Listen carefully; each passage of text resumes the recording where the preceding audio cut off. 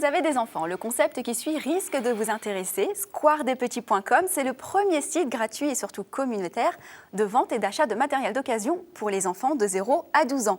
Derrière cette initiative, Mylène Lavial, cofondatrice et gérante de ce site. Bonjour. Bonjour. Merci d'être là avec nous. Merci à vous. Pour nous parler de votre site donc ô combien original, puisque c'est un site communautaire pour enfants, d'où vous est venue cette idée et pourquoi communautaire ? En fait, l'idée a germé dans notre tête quand nous avons eu notre enfant. Nous avons acheté beaucoup de matériel, beaucoup d'articles pour lui. Et puis, on s'est vite rendu compte que le matériel devenait obsolète, qu'il fallait changer et renouveler en permanence les articles pour notre enfant. Et qu'en même temps, on avait aussi une problématique de place et financière par rapport à tout ce matériel à renouveler. Et puis, moi, j'étais une maman qui avait finalement envie d'acheter de l'occasion, mais pas forcément de l'occasion à des inconnus. À n'importe qui. À n'importe qui, exactement. J'étais prête à acheter de l'occasion à ma famille, à des amis, à des collègues, mais pas à des inconnus. Et donc, je me suis dit, ce serait génial si je pouvais, sur un site, voir tout le matériel et tout ce que peuvent vendre mes amis qui ont des enfants ou les amis de mes amis. Et donc, l'idée du site est née comme ça.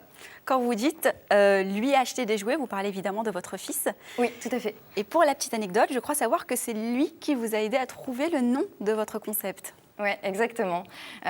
Donc, on avait cette idée de site communautaire pour le matériel pour enfants, mais il fallait lui trouver un nom. Et un jour, j'étais avec mon fils, on était au parc tranquillement, il jouait, moi j'étais assise, je le regardais. Et puis là, je me suis dit, mais en fait, je suis dans un square. Je suis bien, je suis en sécurité, je suis en confiance parce que je voulais vraiment que le nom du site corresponde aux valeurs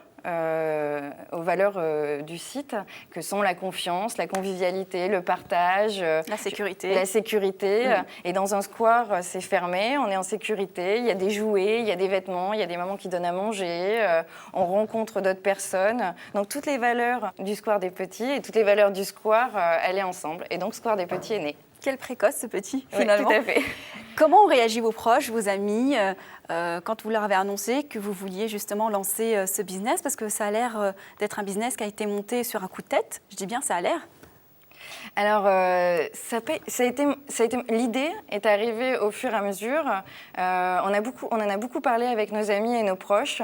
On leur a présenté l'idée, on leur a dit « Et si, qu'est-ce que tu fais de ton matériel pour enfants? Et si tu pouvais le vendre finalement à des amis où tu es sûr d'être payé, où tu es sûr que les personnes qui viennent à la maison, c'est en sécurité pour voir les objets ?» Et alors là, c'est vrai que de manière assez spontanée, on a eu plein de retours positifs. « Ah bah oui, c'est génial, je serais ravie, ça fonctionnerait bien, je sais déjà ce que je pourrais vendre, je sais déjà à qui je pourrais l'envoyer. » Donc finalement, notre entourage et nos amis nous ont motivés et confortés dans cette idée qui effectivement au début était une idée et qui au fur et à mesure du temps s'est mise en place de manière beaucoup plus précise. Vous avez tâté le terrain, c'est très bien. Voilà, exactement. Comment fonctionnent les sites? Est-ce qu'il y a un système d'inscription? Je crois savoir que c'est gratuit. Est-ce qu'il y a un paiement à un moment donné? Est-ce qu'il y a un service après-vente, entre guillemets, puisqu'il n'y a pas de vente directe entre l'internaute et vous? Mais voilà, comment ça fonctionne? Alors, le site, le principe que l'on voulait sur le site, on souhaitait vraiment que ce soit quelque chose de simple et de pratique. Parce qu'aujourd'hui, dans la vie, on a tous beaucoup de choses à faire et on voulait que les gens puissent y aller facilement et que ce soit simple. Donc, en fait, vous arrivez sur le site, c'est un site de mise en ligne d'annonces gratuites. Donc, et vous avez une double entrée. Parce qu'aujourd'hui, on est tous changeants. Un jour, on a envie d'acheter une poussette d'occasion et on est pressé. Un jour, on a envie de faire attention parce qu'on cherche un tour de lit, on veut quelque chose de particulier. Donc, on va le faire de manière un petit peu plus poussée. Donc, il y a une double entrée sur le site. Vous déposez vos annonces. Et donc, elles sont accessibles à toute la France.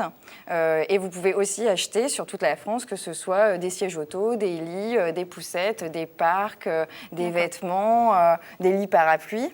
On n'achète pas au site, hein? C'est les gens on n'achète pas au site. C'est une mise en relation entre particuliers.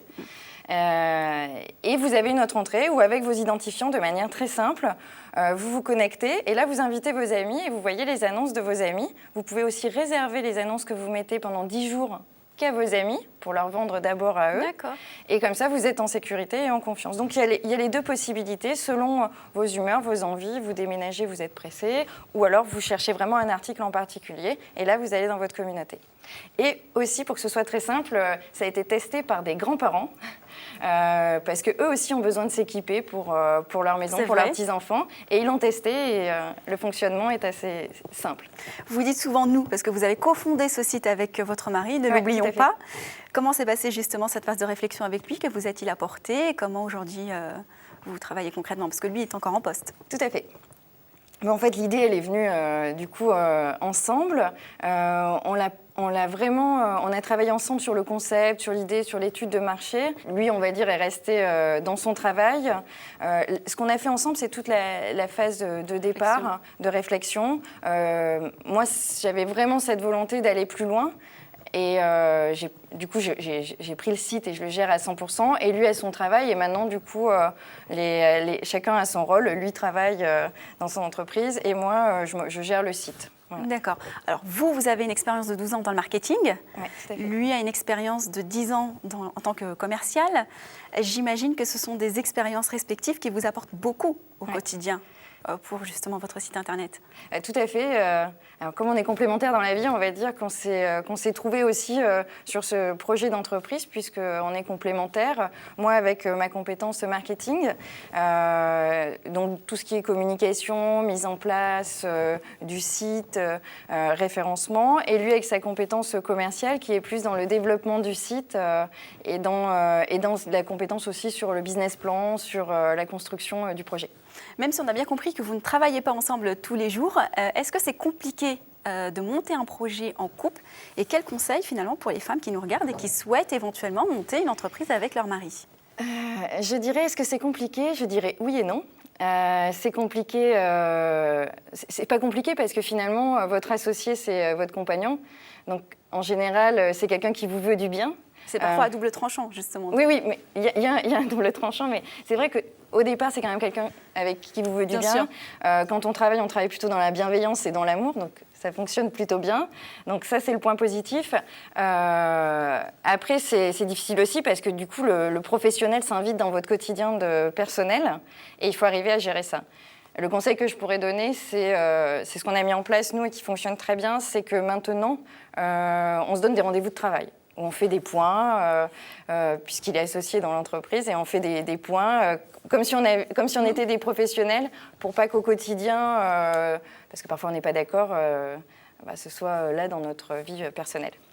Alors, combien de temps entre la phase de réflexion de départ et entre la phase de lancement concrète? Et quelles sont les difficultés que vous avez rencontrées? Est-ce que vous avez fait appel à certaines aides? Par exemple, d'aide à la création d'entreprises pour les femmes. Est-ce que vous avez levé des fonds, fait des prêts bancaires? Racontez-nous un petit peu.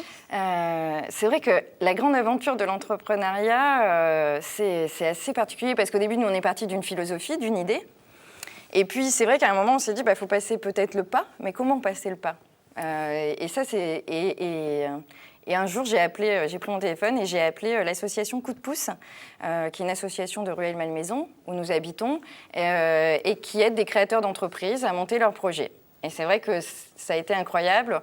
On a eu 2 accompagnants, Lizou et Christian, qui nous ont vu une demi-journée par mois pendant 6 ou 8 mois, qui nous voient encore et qui nous ont suivis. Et on est passé finalement d'une philosophie à un vrai projet construit avec un cahier des charges pour le site, avec un business plan validé par un expert comptable. Et à ce moment-là, on s'est dit, ça y est. Oui, on va se lancer, on va créer notre société parce qu'on a tout le monde derrière nous qui nous dit que c'est possible. Et voilà comment s'est passé le parcours. Et une fois qu'on a eu fini l'accompagnement Coup de pouce, on a été accompagné par Haute-Seine Initiative, où on a eu un prêt d'honneur et un prêt NACRE. Donc oui, et je pense qu'aujourd'hui, sans ces accompagnements, qui sont très puissants aujourd'hui en France, nous n'aurions pas monté notre société, parce que c'est vraiment ce qui nous a permis de nous lancer. Le prêt NACRE, pour celles qui ne connaissent pas, c'est aussi se porter garant pour les femmes, jusqu'à 70%.